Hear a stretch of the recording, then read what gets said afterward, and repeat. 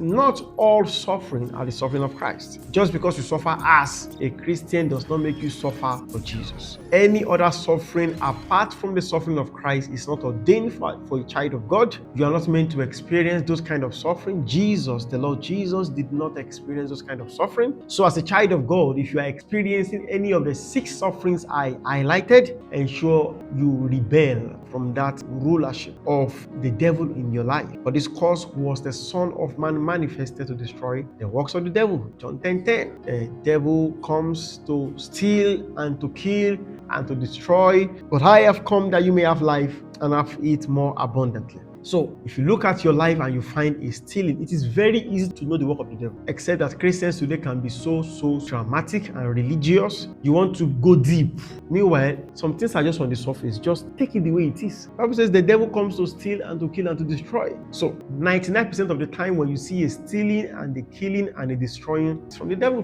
But today, people experience a stealing, a killing, a destruction. They say, that's what God wanted for me. Embracing the reproach of the devil, not the reproach of Christ. There is a reproach of Christ, which a child of God is not excused from. But there's a reproach of the devil. It is not for a child of God. These are the kind of reproaches that Jesus never experienced. He exemplified victory over the world. He exemplified his dominion over his own life, over his own experience, over his own provision, over his own health. He exercised dominion over all of this. But today you want to be a child of God and you want to be the scum of the world and you want to call that the reproach of Christ.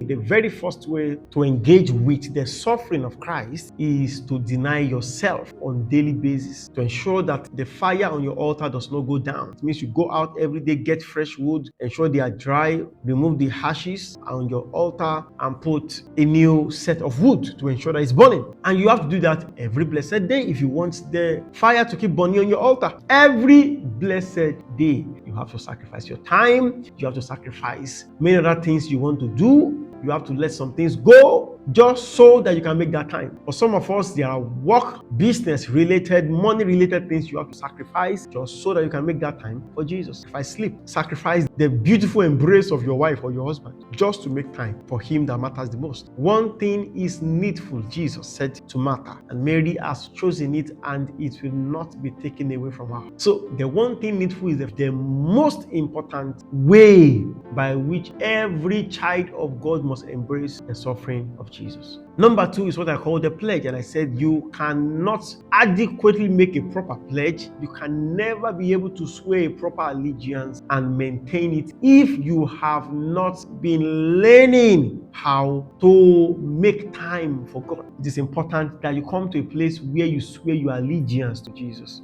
And I said the place that characterized that place is Moriah, Mount Moriah, where Abraham made an ultimate pledge that God is indeed more important to me than my life, than my future. He chose God over everything. He considered everything but done. You can't be in between. You can't have 2 masters. You have to love one and despise the other. You have to serve one and disobey the other. That's how it works.